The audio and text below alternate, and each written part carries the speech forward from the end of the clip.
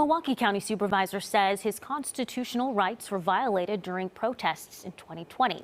Now he's suing the city and county. Supervisor Ryan Clancy was arrested in May 2020 for breaking curfew. Now Jason Calvi is live with what the supervisor wants and why it took so long to file the suit.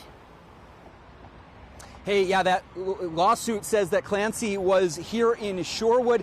He says where there wasn't a curfew, but then he says police purposely pushed them over the line to Milwaukee where there was a curfew that night, though that curfew did exempt government workers working in their official capacity.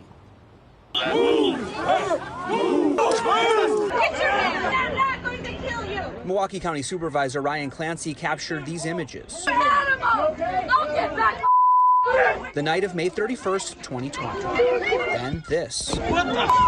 His lawsuit filed a year later says he was tackled and zip ties caused him injury. Plus, he says he suffered emotional distress in violation of his constitutional rights. This is such a serious issue. What took so long to file? Absolutely. I've been chopping at the bit to file this suit, but we've been waiting for that body cam footage, right? I know that I saw officers wearing body cams. He says he's still waiting. Clancy's lawsuit also alleges the curfew was invalid and its purpose was to chill free speech and intimidate citizens. The authorities have not disclosed any body cam footage or even the name of the arresting officers in this case. So we've been waiting for that to come out. With 1 year past, it seemed time to file the suit and try to compel them to give up any information that they do have. He asked the judge to say the order was invalid and or unconstitutional. He claims it's the Common Council that has the power to issue the order, not the mayor, unless they can't meet promptly. I want to see an end to curfews in Milwaukee and an end to the way that they're being rolled out right now. Milwaukee Mayor Tom Barrett issued a curfew May 30th, 2020, citing a night of damage, reckless driving, and looting. Today, Barrett says in hindsight, he'd probably still make the same decision. We felt at that time it was the right decision, and I probably would make the same decision today. I don't know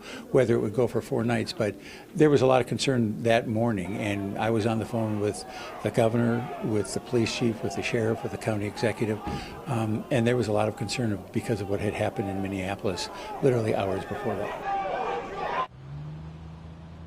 Now, Clancy's charges from what happened on this street were dropped. The lawsuit asks for unspecified amount of money, that's damages, attorney's fees, and punitive damages. It asks the judge to rule that police officers broke his constitutional rights for unlawful seizure and arrest without probable cause. Now, MPD has not says they won't comment on ongoing litigation, whereas the sheriff's office did not respond to our request for comment. Reporting live on the Shorewood, Milwaukee line, Jason Calvi, FOX6 News. Jason, thank you.